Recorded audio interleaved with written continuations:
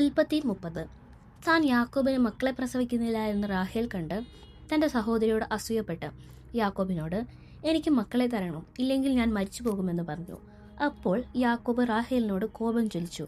നിനക്ക് ഗർഭഫലം തരാതിരിക്കുന്ന ദൈവത്തിൻ്റെ സ്ഥാനത്തു ഞാൻ എന്ന് പറഞ്ഞു. അതിന് അവൾ, എൻ്റെ ദാസി ബിൽഹയുണ്ടല്ലോ, അവളുടെ അടുക്കൽ ചെല്ലുക, അവൾ എൻ്റെ മടിയിൽ പ്രസവിക്കട്ടെ, അവളാൽ എനിക്കും മക്കളുണ്ടാകും എന്ന് പറഞ്ഞു.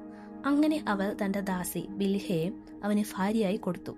യാക്കോബ് അവളുടെ അടുക്കൽ ചെന്നും ബിൽഹ ഗർഭം ധരിച്ചു യാക്കോബിന് ഒരു മകനെ പ്രസവിച്ചു. അപ്പോൾ റാഹേൽ, ദൈവം എനിക്ക് ന്യായം നടത്തി എൻ്റെ അപേക്ഷ കേട്ട് എനിക്കൊരു മകനെ തന്നു എന്ന് പറഞ്ഞു. അതുകൊണ്ട് അവൻ ധാൻ എന്ന് പേരിട്ടു.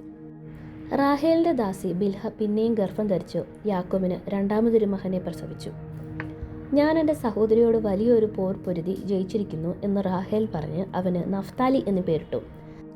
തനിക്ക് പ്രസവം നിന്നുപോയി എന്ന് ലേയ കണ്ടാറെ തൻ്റെ ദാസി സിൽപ്പയെ വിളിച്ച് അവളെ യാക്കോബിന് ഭാര്യയായി കൊടുത്തു. ലേയയുടെ ദാസി സിൽപ്പ യാക്കോബിന് ഒരു മകനെ പ്രസവിച്ചു. അപ്പോൾ ലേയ ഫാഗേം എന്ന് പറഞ്ഞ് അവന് ഗാദ് എന്ന് പേരിട്ടു. ലേയയുടെ ദാസി സിൽപ്പ യാക്കോബിന് രണ്ടാമതൊരു മകനെ പ്രസവിച്ചു. ഞാൻ ഭാഗ്യവതി, സ്ത്രീകൾ എന്നെ ഭാഗ്യവതി എന്ന് പറയും എന്ന് ലേയ പറഞ്ഞു അവന് അഷേർ എന്ന് പേരിട്ടു. കോതുമ്പ് കൊയ്ത്ത് കാലത്ത് രൂബേൻ പുറപ്പെട്ട് വയലിൽ ദൂതായിപ്പഴം കണ്ട് തൻ്റെ അമ്മയായ ലേയയുടെ അടുക്കൽ കൊണ്ടുവന്ന് റാഹേൽ ലേയയോട്, നിന്റെ മകൻ്റെ ദൂതായിപ്പഴം കുറെ എനിക്ക് തരണം എന്ന് പറഞ്ഞു.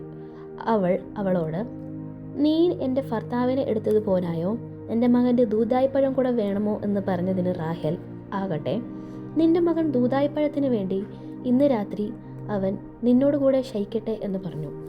യാക്കോബ് വൈകുന്നേരം വയലിൽ നിന്ന് വരുമ്പോൾ ലേയ അവന് എതിരേറ്റു ചെന്നു. നീ എൻ്റെ അടുക്കൽ വരണം, എൻ്റെ മകൻ്റെ ദൂതായിപ്പഴം കൊണ്ട് ഞാൻ നിന്നെ കൂലിക്ക് വാങ്ങിയിരിക്കുന്നു എന്ന് പറഞ്ഞു. അന്ന് രാത്രി അവളോട് കൂടെ ശയിച്ചു.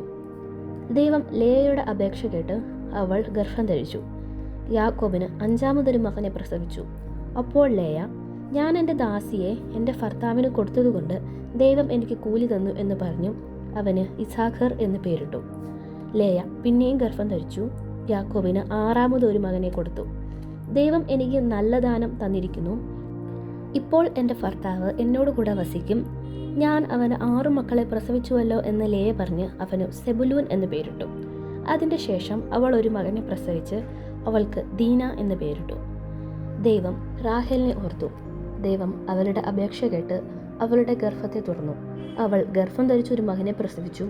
ദൈവം എൻ്റെ നിന്ന നീക്കിക്കളഞ്ഞിരിക്കുന്നു എന്ന് പറഞ്ഞു യഹോവ എനിക്ക് ഇനിയും ഒരു മകനെ തരുമെന്നും പറഞ്ഞ് അവന് യോസേഫ് എന്ന് പേരിട്ടു.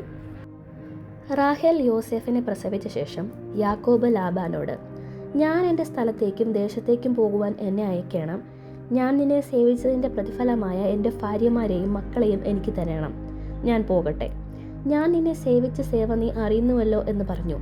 ലാബാൻ അവനോട്, നിനക്ക് എന്നോട് ദയയുണ്ടെങ്കിൽ പോകരുതേ, നിന്റെ നിമിത്തം യഹോവ എന്നെ അനുഗ്രഹിച്ചു എന്ന് എനിക്ക് ബോധ്യമായിരിക്കുന്നു, നിനക്ക് എന്ത് പ്രതിഫലം വേണം എന്ന് പറയുക, ഞാൻ തരാം എന്ന് പറഞ്ഞു.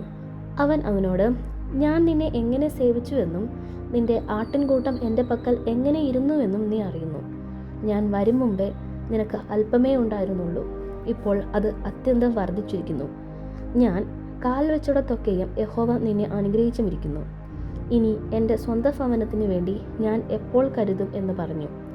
ഞാൻ നിനക്ക് എന്ത് തരണം എന്ന് അവൻ ചോദിച്ചതിന് യാക്കോബ് പറഞ്ഞത്, നീ ഒന്നും തരണ്ട, ഈ കാര്യം നീ ചെയ്തു തന്നാൽ ഞാൻ നിന്റെ ആട്ടിൻകൂട്ടത്തെ ഇനിയും മേയിച്ച് പരിപാലിക്കാം. ഞാൻ ഇന്ന് നിന്റെ എല്ലാ കൂട്ടങ്ങളും കൂടെ കടന്ന്